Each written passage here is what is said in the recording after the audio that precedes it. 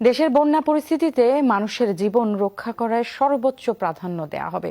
এজন্য সব মন্ত্রণালয় বাহিনীর সহ সংশ্লিষ্টদের সমন্বিতভাবে কাজ করার নির্দেশ দিয়েছেন প্রধান উপদেষ্টা ডক্টর মোহাম্মদ ইউনূস। আজ অন্তর্বর্তীকালীন সরকারের উপদেষ্টাদের বৈঠকে ভারতের সমালোচনা করেন উপদেষ্টা নাহিদ ইসলাম। বলেন, আগাম সতর্কতা না দিয়ে বাঁধ খুলে দিয়ে অমানবিক আচরণ করেছে দেশটি।